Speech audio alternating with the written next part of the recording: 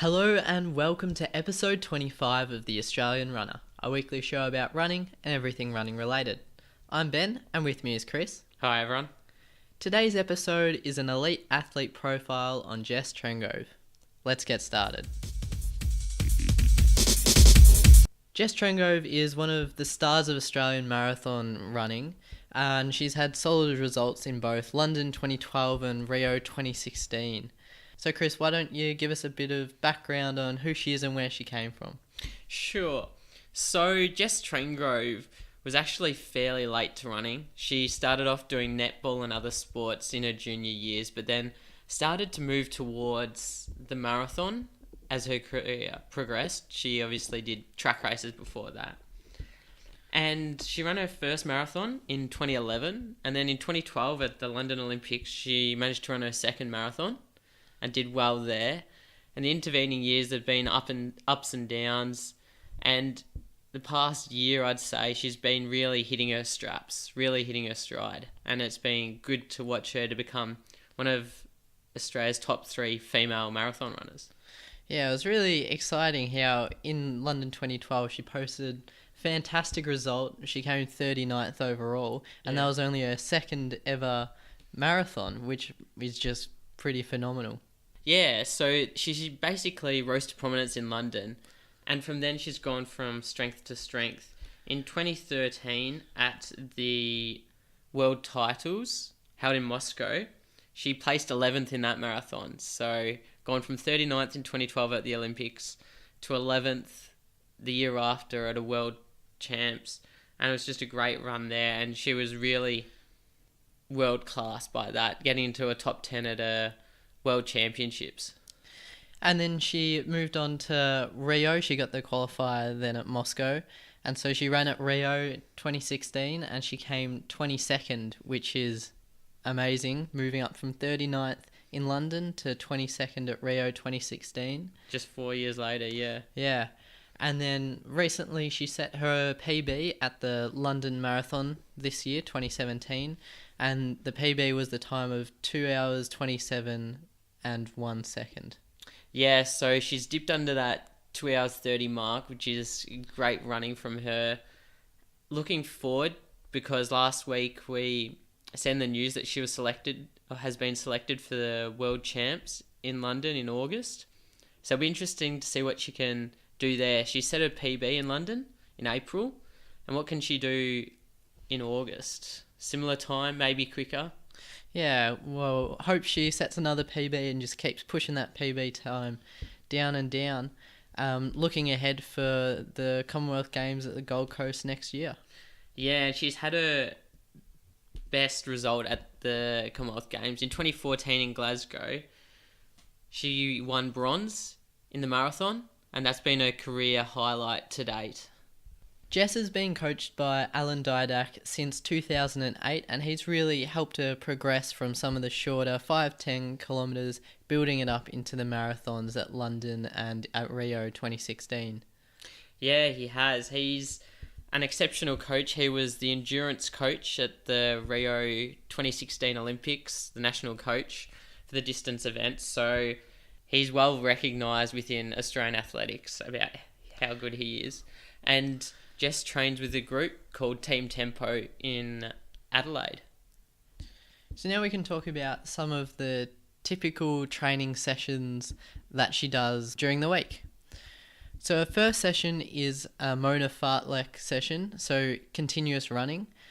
It's 20 minutes in total, so 2 90 seconds on with a 90-second float, then 4 by 60 seconds with a 60-second float, then 4 by 30 seconds with a 30-second float, then 4 by 15 seconds with a 15-second float.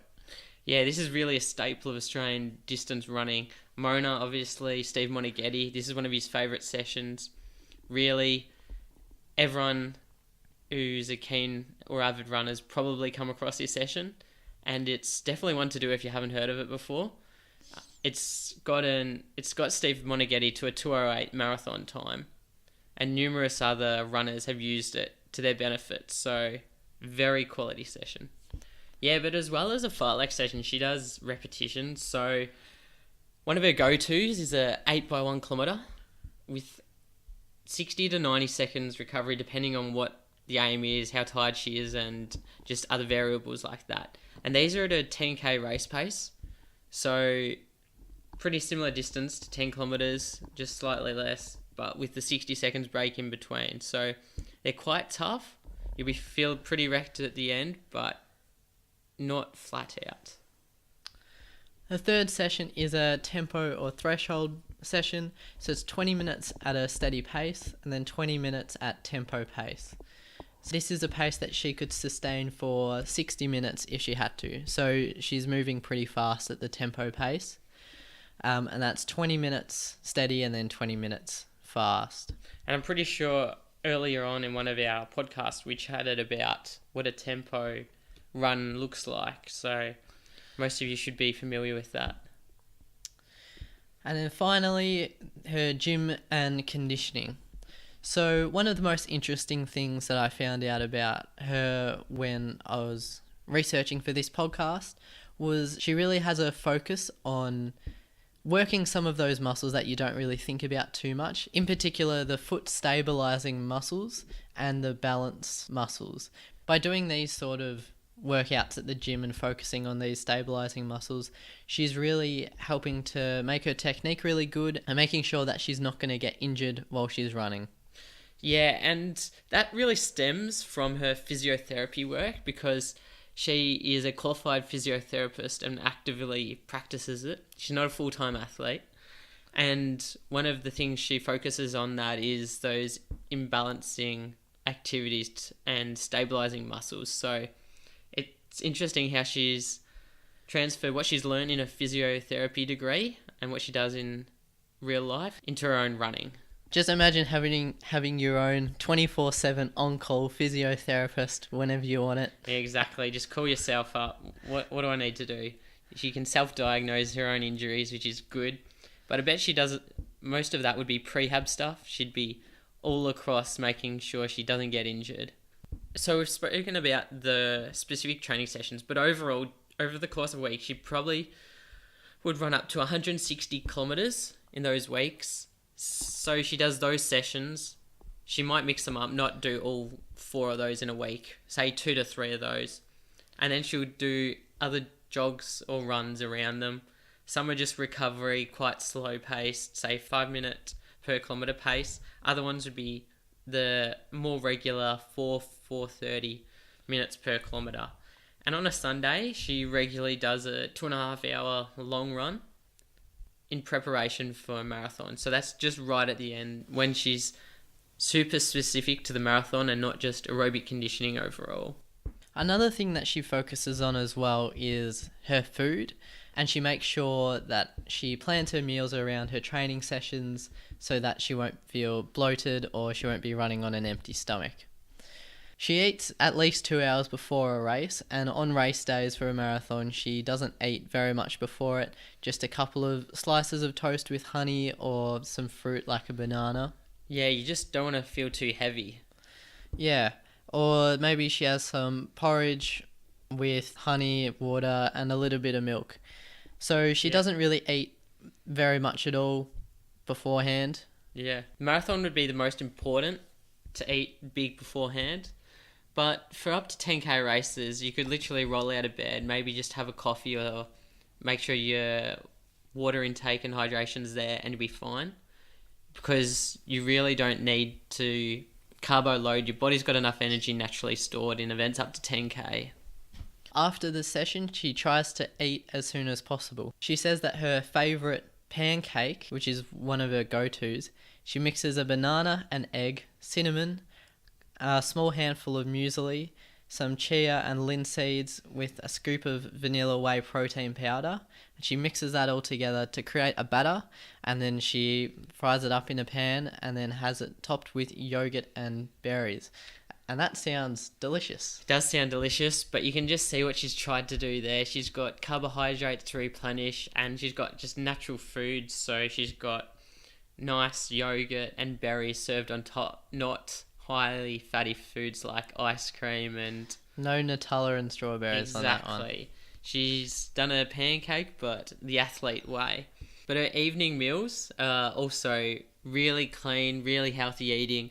There's not too many things that aren't really adventurous or anything, but they're just so balanced and good for you. So she has things like salmon and vegetables. So she likes her green chicken curries. She has burritos with mince and salad. She'll have a beef stir fry. And she even gets around the turkey mince. So it's all of those nice leaner cuts of meat with lots of vegetables. Yeah, just really trying to get that balanced diet and make sure it's healthy. Yeah, exactly. And that's worked so well for her up till now, and hopefully it continues to propel her forward in the future. Yeah, can't wait to see how she goes at the World Champs. Yeah, looking forward to it. So that's the first part of the show done on Jess Trengove, and now I'll pass it over to Chris for the week's running and athletics news. Thanks for that. Over the weekend, the Lenora Mile was held, and Lenora is a tiny town in the middle of WA. It's about 800 kilometres inland of Perth, so it is literally in the middle of nowhere. But it holds Australia's richest mile. The winners can take home $6,000 each for the men's and women's. And the winners were, in the men's event, Jordan Guzman, who won ahead of Stuart McSwain and Adam Pike. And Madeline Hills won ahead of Britt McGowan and Abigail Regan. And this is a road mile. It's on a bitumen road, and I think it's got 6 hairpin turns in it. So times are slightly slower, and it's a lot tougher than a track race. Well done to those.